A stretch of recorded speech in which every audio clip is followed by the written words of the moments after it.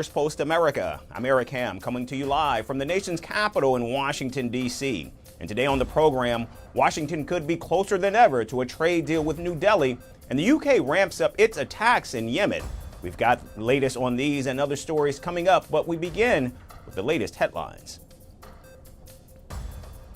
Iran's foreign minister to meet representatives from Britain, France, and Germany on Friday before a fourth round of nuclear talks with the U.S. on Saturday. Authorities in Sweden arrest a suspect in the connection with the shooting that killed at least 3 people at a hair salon in the city of Uppsala on Tuesday. New Zealand and the Philippines signed a military pact allowing the deployment of troops on each other's territory amid shared security concerns over Beijing in the Indo-Pacific region. Taiwan protests Somalia's move to ban travelers from the self-governing island and accuses China of instigating such decision. And tech giant Meta launches its first standalone AI assistant application to compete with major rivals such as OpenAI's ChatGPT and Google's Gemini.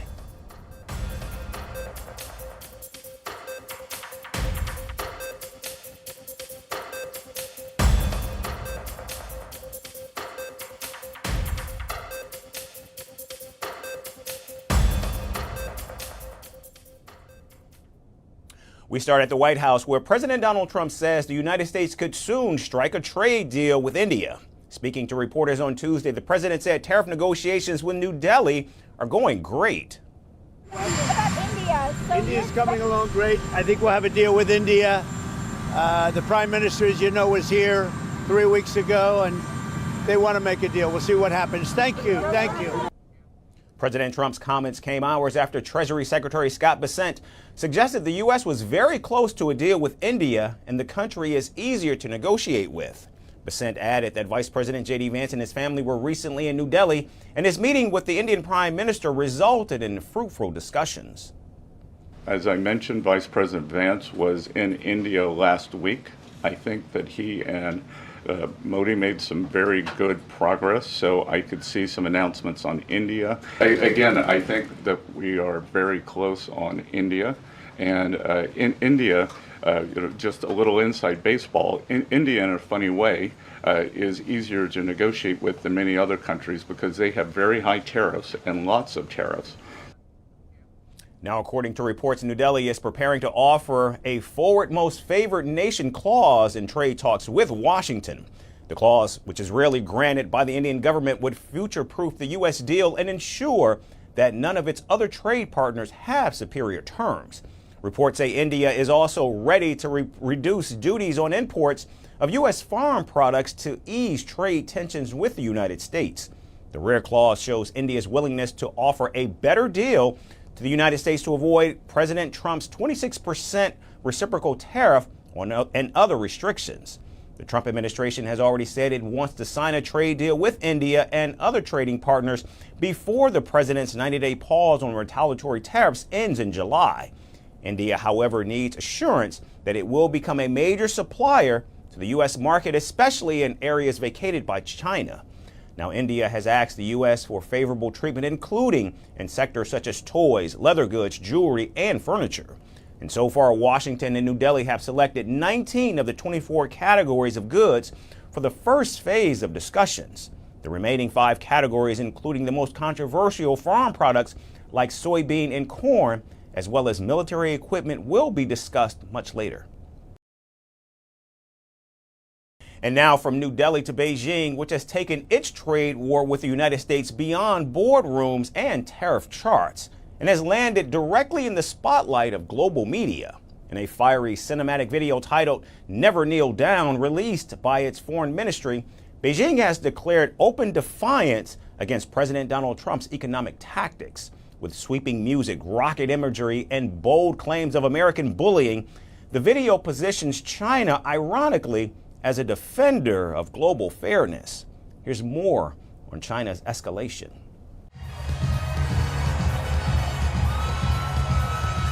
As President Donald Trump marked 100 days of his second term, China lit a digital torch. A dramatic video titled "Never Kneel Down" burst across global social media like a cinematic rebuke aimed directly at the United States. Released by China's foreign ministry, the clip thunders with orchestral music, sweeping imagery and a sharp message. China will not kneel down. Narrated in English and subtitled in Chinese, the video accuses the United States of waging an economic war. The narrator declares that bowing to a bully is like drinking poison.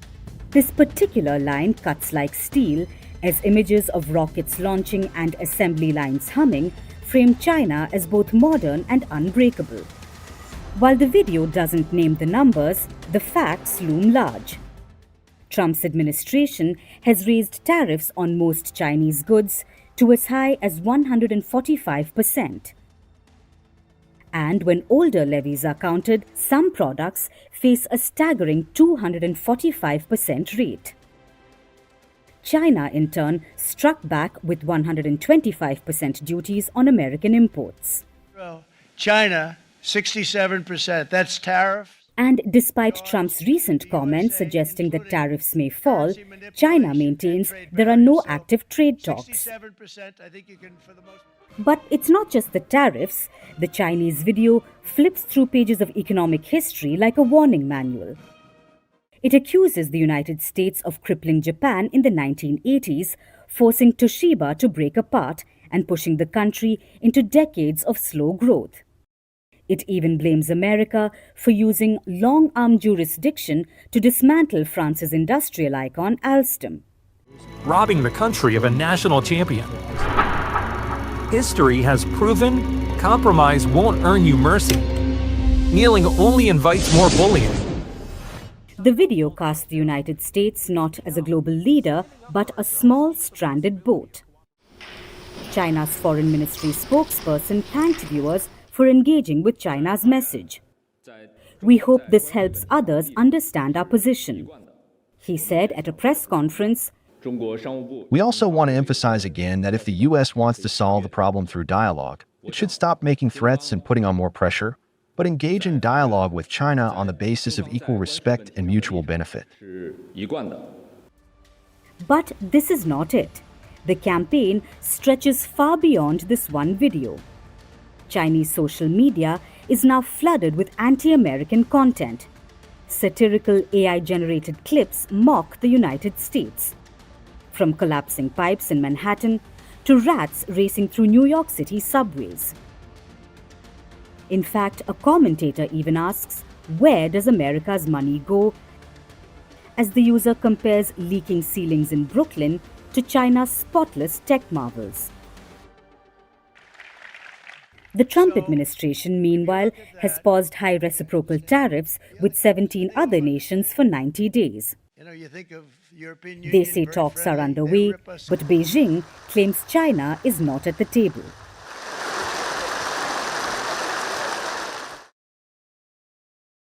And staying with the trade wars, the president is now taking swings at Amazon. On Tuesday, President Trump made a personal phone call to Amazon founder Jeff Bezos following reports that the company was planning to show consumers how much of an item's cost was increasing due to tariffs imposed under his administration. President Trump contacted the tech mogul shortly after being informed about Amazon's alleged plan to display tariff costs on product listings. Speaking to reporters, the president called Bezos a good guy and appreciated him for quickly solving the problem. Great. Jeff Bezos was very nice. He was terrific. He solved the problem very quickly. And he did the right thing, and he's a good guy. Now, the feature was reportedly being considered for Amazon Haul, which is a low-cost beta site aimed at competing with platforms like Shein and Temu. However, Amazon later clarified the move was never intended for its main website and said the proposal was ultimately dropped. The move was never a consideration for the main Amazon site, and nothing has been implemented on any Amazon properties. Now, despite the clarification, the White House reacted very strongly. In fact, Press Secretary Caroline Leavitt called the move a quote-unquote hostile and political act accusing Amazon of trying to shift blame for rising prices onto the administration. She cited a 2021 report about Amazon's alleged ties with a Chinese propaganda arm as a reason for U.S. citizens to buy American and support domestic manufacturing. This is a hostile and political act by Amazon. Why didn't Amazon do this when the Biden administration hiked inflation to the highest level in 40 years? And I would also add that it's not a surprise because, as Reuters recently wrote, Amazon has partnered with a Chinese propaganda arm. So this is another reason why Americans should buy American. It's another reason why we are onshoring critical supply chains here at home to shore up our own critical supply chain and boost our own manufacturing. Now, Commerce Secretary Howard Lutnick also weighed in, calling Amazon's consideration of the tariff labeling idea nonsense. He argued that a 10% tariff wouldn't significantly impact consumer prices, except in cases where the U.S. doesn't produce the item. It's nonsense. A 10% tariff is not going to change virtually any price. The only price will change would be a product that we don't make here, like a mango. Now, as President Donald Trump marked his 100th day in office, his aggressive tariff strategy continues to reshape trade dynamics. Tariffs of up to 145% have been imposed on Chinese imports, with a 10% minimum duty on goods from nearly all other countries. The administration claims it's close to new trade deals with India, South Korea, and Japan, but ripple effects are already being felt in consumer markets. And so for now, Amazon has backed down. But as more companies explore price transparency, this may only be the beginning of a bigger showdown between businesses and the White House. And now moving away from trade wars to the war in the Middle East, the British military and U.S. forces launched airstrikes targeting the Houthis in Yemen on Tuesday. The joint operation marked the United Kingdom's first such involvement in America's latest campaign against the Iranian proxy group that began in mid-March. British Defence Secretary John Healey offered a detailed explanation on Tuesday's strikes, emphasizing the drop in shipping in the Red Sea that cost billions of dollars as a result of the Houthi attacks. This action was taken in response to a persistent threat from the Houthis to freedom of navigation.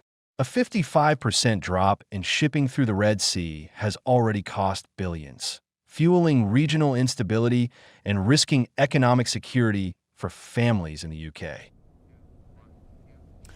As per the UK Defence Ministry, the strikes targeted a cluster of buildings south of Yemen's capital, Sana'a, and the Houthis were reportedly using the site to manufacture drones of the same type that are used to attack ships in the Red Sea and the Gulf of Aden. The proxy group began their military campaign back in 2023 in solidarity with Palestinians after Israel went to war with another Iran-backed group, Hamas. The UK had also taken part in airstrikes alongside the United States when former President Joe Biden launched an operation targeting the Houthis in January of 2024. The latest strike comes 2 days after the U.S. military hit a detention center holding African migrants in Yemen, killing at least 68 people and wounding nearly 50 others. In the past hours, the American enemy committed 2 massacres, the first in Sana'a, and the second targeting a shelter for migrants from several African countries in Sada Governorate, northern Yemen. The 2 massacres resulted in tens of martyrs and wounded individuals. And another U.S. strike on April 18th struck a major Yemenese fuel port, killing at least 74 people in the deadliest attack of this latest campaign. We send a message to the American aggressor and say to him, despite the American strikes being launched against our country, we emerge from under the bombing, from beneath the rubble, and from the bleeding wounds. We say to our brothers in Gaza, our blood is not more precious than yours, nor are our wounds greater than yours. Our wounds will not deter us, nor will our suffering silence our support for you. Rather, our resolve has grown stronger and our hands have reached out across the seas. The Pentagon on Tuesday said Washington has hit more than 1,000 targets in Yemen since launching its offensive on March 15th. However, the operation, called the Rough Rider, has had limited impact on the Houthis, who have shot down American drones, delaying the second phase of the offensive. And today we end with Elon Musk. A Luxembourg-based singer is going viral, not for his music, but for looking a little too much like one of the world's most recognizable billionaires. 28-year-old Hugo One says he's constantly mistaken for Elon Musk, from supermarkets to nightclubs, and he's had enough. The resemblance has brought unwarranted attention, viral fame, and plenty of awkward selfies. Here's the story of how one man's face is turning into a full-time PR crisis. Move over Elon Musk. There's a new man getting unsolicited attention in supermarkets, nightclubs, and basically anywhere there's lighting bright enough to reveal a jawline.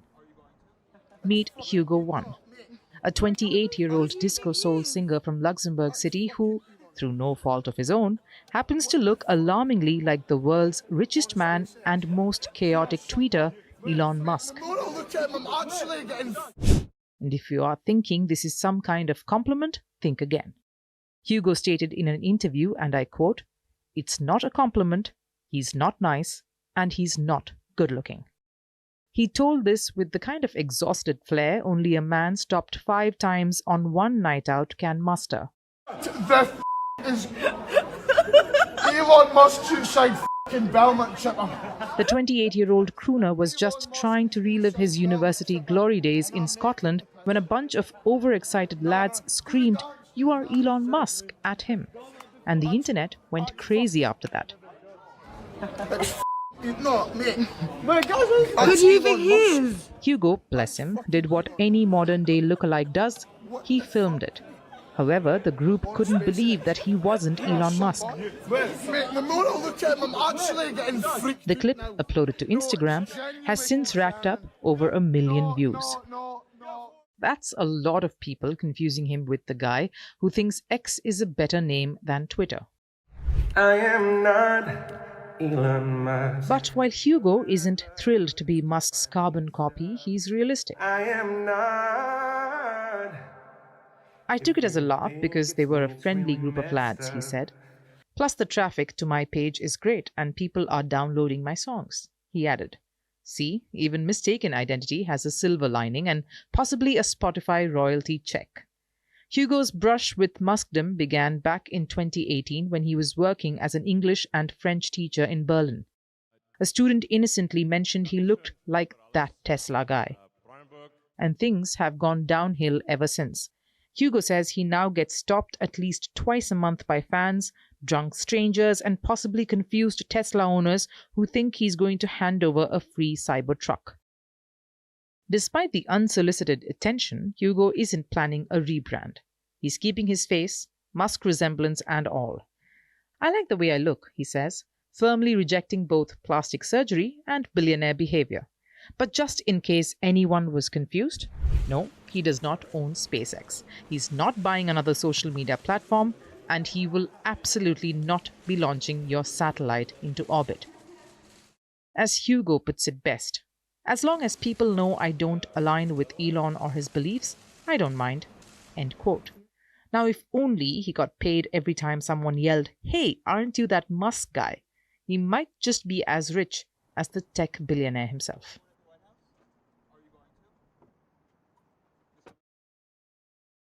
That's all we have time for today. I'm Eric Ham, signing off from our studios here in Washington, D.C. Thanks, everyone, for tuning in. We look forward to seeing you right back here again tomorrow.